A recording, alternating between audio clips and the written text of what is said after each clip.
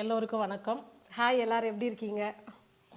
இன்னைக்கு வந்து பார்த்தீங்கன்னா நானே ஆரம்பிச்சிடறேன். அம்மா எங்கேருந்து ஆரம்பிக்கிறதுன்னு யோசிச்சுட்டு ஸ்டக் ஆகி நிற்கிறாங்க. நம்ம சமையல் பண்ணுறது வந்து மிளகா போட்டுக்கலாம், உப்பு போட்டுக்கலாம், காரம் போட்டுக்கலாம். நான் பாட்டு ஸ்பீடாக சமைக்கிறதுல வந்து ஆர்வமாக பேசுகிறேன். ஆனால் இந்த மாதிரி பேசும்போது கொஞ்சம் நான் மட்டும் ஆர்வமாக பேசுறது இல்லையா? அம்மா போதும் நிறுத்துமா, இந்த கதையை வேண்டாம் அப்படின்னாலும் அம்மா நான் ஸ்டாப்பாக சொல்லுவாங்க. நான் வந்து பேசவே முடியலைங்க. இப்போ கூட அந்த இருமல் தொண்டை கட்டுறதுலாம் அப்படியே இருக்குது. கொஞ்சம் தான் கோல்டு மட்டும் தான் கம்மியாக இருக்குது, இருமல் அப்படி உடம்பெல்லாம் ஒரு வாரமாக ஏற்கனவே ஃபஸ்ட் வீடியோவில் கேட்டுக்கிறீங்க. நீங்கள் ஏமா டல்லாக இருக்கிறீங்க, என்ன சளி பிடிச்சி ரொம்ப உடம்பு முடியாமல் 10 நாளாக. ஒவ்வொரு நல்ல விஷயம் நம்ம வீட்டில் நடக்கும்போது என்னை வந்து ஒரு 10 நாள் படுக்க வச்சிடும். இதுதான் ஒவ்வொரு முறையும் நடக்குமே. அதே மாதிரி அது ஏன் அப்படின்னா ரொம்ப அலைச்சல் படுத்திக்கிறாங்க உடம்புன்னு அர்த்தம். அலைச்சல் படுத்துக்கலாம், அலைச்சல் ஆகிடும். அதனால் வந்து கொஞ்சம் வீடியோலாம் எடுக்க முடியல, இருக்கிறத வச்சு அப்படியே ஓட்டிட்டு வந்தோம். இன்றைக்கி வந்து நம்ம வீட்டில் வந்து ரொம்ப சந்தோஷம். ஒவ்வொரு முறையும் எல்லாரும் வரும்போது ரொம்ப சந்தோஷமாக தான் இருக்கும். ஆமாம், இங்கே அங்கே சின்ன சேலத்தில் வந்து பார்த்தீங்கன்னா யாருமே வந்து பார்க்க மாட்டாங்க.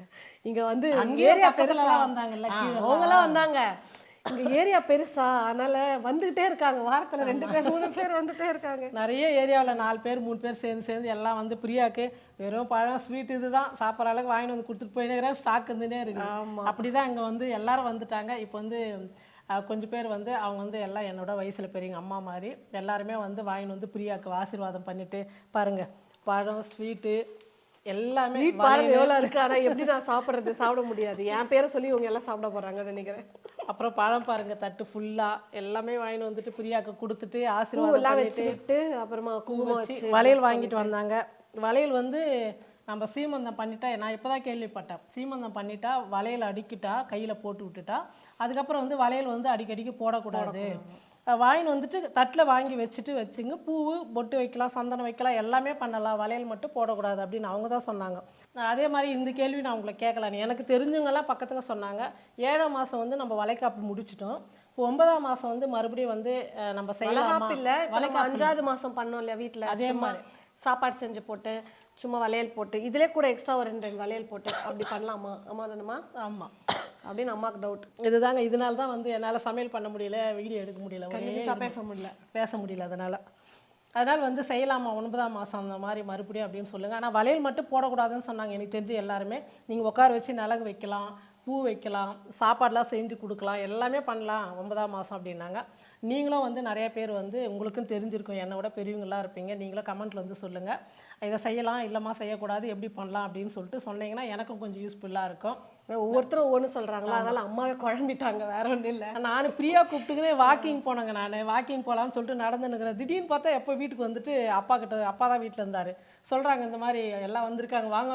அவர் அப்பா அது கூட அப்பா கூப்பிட்டது எங்களுக்கு ஒரு மாதிரி ஷாக் ஆகி வாங்க வாங்க வாங்க அப்படின்றதுக்குள்ள நாங்கள் என்ன தெரியலேன்னு ஓடி அடித்து பிடிச்சி வந்துனுக்கிறேன். நானும் பிரியா ரொம்ப ரொம்ப நல்லா இருந்தது. பிரியாவுக்கு அதுவும் நம்ம வந்து வெளியூரில் வந்து இந்த மாதிரி பழகிறதுல அக்கம் பக்கம்லாம் வந்து இவ்வளோ நல்லா வந்து செய்வாங்க. எனக்கு யாரும் தெரியாது, ஒருத்தர் 2 பேர் தான் தெரியும், மீதி பேர்லாம் அம்மாவுக்கு தெரியும், அவ்வளோதான். உனக்கு தெரியும், எல்லாரையும் பார்க்குறேன். மேரேஜ் வேறு அந்த வீட்டில் ஆச்சு, பழைய வீட்டில். இங்கே வந்ததுக்கப்புறம் பிரியா வந்து வேறு ஊரில் இருந்தது, வேறு ஊருக்கு போயிட்டாங்க, அதனால் அவ்வளோ தெரியாது. தெரியலனாலும் எல்லாமே உங்ககிட்ட வந்து நல்லா நல்லா பேசிட்டு எல்லாம் ஆசீர்வாதம் பண்ணிவிட்டு காசுலாம் வேறு எனக்கே ஷாக்கு. ஃபோன் நம்பர் எதுலான்னு பார்த்தா கவரில் போட்டு காசெல்லாம் கொடுத்துருக்குறாங்க. நல்லா சந்தோஷமாக இருந்தது. ஏன்னா நம்ம வீட்டில் பெரியவங்க எப்போயுமே ஆசீர்வாதம் பண்ணும்போது நம்ம மனசுக்கு திருப்தியாக இருக்கும். அதே மாதிரி ரொம்ப சந்தோஷமாக இருந்தது. உனக்கு பிரியா நல்லா இருந்ததா? அப்புறமா எங்கள் அண்ணன் வந்து முட்டை தோசை சுட்டு கொடுத்தாங்க. ஆமாம், எப்போவுமே வீடியோ எடுக்கும் போதெல்லாம் முட்டை தோசை தான் வருது எங்களுக்கு. எங்கள் அண்ணன் தான் இன்றைக்கி வந்து நைட்டு டின்னர் வந்து பண்ணி எல்லாருக்குமே அவன் தான் இன்றைக்கி. நாங்கள் எல்லாருமே உட்காந்துருந்தோம், ஒரு 5 6 7 பேர். எல்லாருக்கும் தோசை சட்னிலாம் போட்டு எல்லாருக்கும் தேவையானதெல்லாம் போட்டு கொடுத்துட்டு கடைசியாக இப்போ தான் நான் என்னுடைய பையனுக்கு பொறுப்பு வருதுன்னு நினைக்கிறேன். அதிகமாக இப்போல்லாம் அதிகமாக கொஞ்சம் ஹெல்ப் பண்ணுறான். பொறுப்பாகும். ஐயோ பாவம், இப்போ இத்தனை நாள் செஞ்சதெல்லாம் இல்லை, இத்தனை நாளாக வந்து நாங்கள் தான் சமைப்பா பாரு. கரண்ட் கூட வந்துச்சு பாரு. இல்லை, ஆக்சுவலாக என்னன்னா நான் சொல்கிறேன் கேளுங்க. எங்கள் அம்மா அப்பா ஊருக்கு போயிட்டாங்கன்னா நான் மட்டும் இருக்குன்னா எங்கள் அண்ணன் எனக்கு வந்து ஹெல்ப் பண்ணுவான். சாமான் கழுவி கொடுக்குறது, அப்புறம் சமைக்கிறதுக்கே என்ன பண்ணலாமா செய்யலாமாலாம் வந்து ஹெல்ப் பண்ணுவான். எங்கள் அம்மா அப்பா வந்துட்டாங்கன்னா எங்கள் அண்ணன் எதுவும் பண்ண மாட்டாங்க. அம்மாவுக்கு அப்பா இருக்கிறாங்க ஹெல்ப் பண்ணுறதுக்கு. அதான் வீட்டில் ஆள் இருக்காங்கல்ல, ஆனால் ஆள் இல்லைன்னா எங்கள் அண்ணன் எனக்கு எல்லாமே ஹெல்ப் பண்ணும். அப்படியே இருந்தாலும் தங்கச்சி வந்ததுக்கப்புறம் தாங்க ரொம்ப டைமுக்கு சாப்பிடணுன்றதுனால ஏதாவது பண்ணணும் செய்யலேன்னு என்னையும் வேலை வாங்குவான். இந்த டைமுக்கு கொடுக்கணும் சாப்பாடு, என்னோட ஃபோன் யூஸ் பண்ண விட மாட்டான், சீக்கிரம் தூங்கணும், அதானே பிரியா தூங்கணும். இதெல்லாம் வந்து கொஞ்சம் நல்லாவே செய்கிறாங்க. இன்னொன்னும் வந்து ஷேர் பண்ணணும், மறந்துட்டு இப்போ தான் ஞாபகம். ஆமாம்ல, கரெக்டு. ஆமாம், முருகர் வந்து குட்டி முருகர் வந்திருக்கிறாரு வீட்டுக்கு. பாருங்க நல்லா அழகா இருக்குல்ல. கொடுத்தது யாரு? இல்லைம்மா நானே சொல்லுவேன்ல, பார்த்தோன்னே ரொம்ப சூப்பராக இருந்துச்சு. என்னன்னா நல்லதே நடக்கும் அப்படின்னு போட்டு குழந்தை இதில் வந்து முருகர் நிறைய நம்ம இன்ஸ்டாகிராம்லலாம் நான் பார்த்துருக்கேன். ஸ்க்ரீன்ஷாட் எடுத்து நான் வால்பேப்பரில் கொஞ்ச நாள் வச்சுருந்தேன். அப்புறமா இப்போ வேறு பாப்பா வச்சுட்டேன். வந்து பார்த்தீங்கன்னா ஷர்மிளா அக்கா வந்து வாங்கி கொடுத்தாங்க. இந்த உங்க வீட்டுக்கு முருகரே வரட்டும் அப்படின்னு சொல்லிட்டு வாங்கி கொடுத்தாங்க. ஆனால் பொண்ணு பிறந்தா ரொம்ப ஹாப்பி தான் அப்படின்னு சொல்கிறாங்க. நிறைய பேர் வந்து பொண்ணு பிறந்தா நிறைய ட்ரெஸ் எல்லாம் வாங்கி போட்டுவோம், அழகு ஆனால் அது ஒன்று பார்ப்போம். மட்டும் தான் சொல்கிறாங்க, பொண்ணுக்கு எதிர்பார்க்குறாங்க, வேற எதுக்குமே எதிர்பார்க்க மாட்டாங்க. என்ன அழகா ட்ரெஸ் பண்ணலாம், அழகா வாங்கி கொடுக்கலாம் அப்படின்னு. பொம்பளை பிள்ளைன்னா அழகா நம்ம கம்மல், ட்ரெஸ்ஸு, ஜுவல்லு எல்லாம் அழகழகா பிடிச்ச மாதிரி ட்ரெஸ் பண்ணி பார்க்கலான்ற அந்த ஒரு ரீசன் தவிர இதுக்கு தான் பொண்ணு வேணும்னு யாருமே சொல்ல மாட்டாங்க. உண்மையா இல்லையா? நம்ம ஊர்ல கோயம்புத்தூர்ல வந்து மழை பெஞ்சு நிக்குதுங்க இப்போ. ஆமா, இப்போ மழை இடி மின்னலோட மழை மழை வந்துட்டு வந்து நிக்குது இப்போ. வீட்டுக்கு குட்டி முருகரே வந்துட்டாரு. அழகா இருக்கார்ல முருகன். ஆமா, சூப்பரா இருக்கிறாரு. இன்னும் கொஞ்ச நாள்ல வீட்டுக்கு முருகரோ வள்ளியோ தேவானியோ யாரோ வரப்போறாங்க. அப்புறம் நிறைய பேர் இப்போ எப்படி இருக்க பிரியா, வெற்றி வந்து பார்த்தாரா வந்தாரா அப்படின்லாம் கேட்டிருந்தீங்க கமெண்ட்ல வந்து. நான் தான் வந்து பார்த்தீங்கன்னா ஹாஸ்பிட்டல் போகிற வேலை இருக்குது, ஹாஸ்பிட்டலுக்கு எப்படி அவர் வருவார், அப்போ மீட் பண்ணிவிட்டு அதுக்கப்புறமா நீங்கள் வாங்க வீட்டுக்கு அப்படின்னு சொல்லிட்டு நான் தான் அவர் வந்து தடுத்து நிறுத்தி வச்சேன். 1 மாதம் தான் ஆச்சு வந்து, 1 மாதம் கூட முழுசாக 1 மாதம் ஆச்சு அவ்வளோதான். அதில் வந்து நேற்று தான் ஹாஸ்பிட்டல் வந்து போயிருந்தோம், சேலத்துக்கு போயிட்டு செக்கப் முடிச்சுட்டு வந்தோம். 8வது மாதம் ஹாஸ்பிட்டல் செக்கப் பார்த்துட்டு அவர் நேராக அங்கே சின்ன சேலம்லேருந்து ஹாஸ்பிட்டலுக்கு வந்துட்டார். ஒரு நாள் ஃபுல்லாக ஆகிடும் இல்லைங்களா ஹாஸ்பிட்டல்லேயே, அங்கேயே டைம் ஸ்பெண்ட் பண்ணி பேசுறதெல்லாம் பேசி முடிச்சுட்டு அவர் அப்படி அனுப்பிவிட்டு நாங்கள் இப்படி வந்துட்டோம். அடுத்த செக்கப் உடனே வர சொல்லியிருக்காங்க 15 days. இதுக்கப்புறம் வந்து பார்த்திங்கன்னா அடுத்தடுத்து வந்து சீக்கிரமாக வர சொல்லுவாங்க. 15 நாள்லேயே போனோம் ஸ்கேனுக்கெலாம்.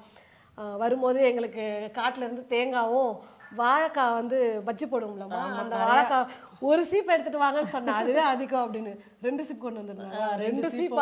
நான் அது கட் பண்ணி தனித்தனியா வச்சுட்டு கவர்ல சுத்தி அப்பப்போ தேங்காய் ஒரு கட்டப்பை நிறையா, தேங்காய் எண்ணெய், வாழைத்தண்டு இத்தனையும் பாவ தூக்கிட்டு வந்துக்கிறாரு பஸ்ல.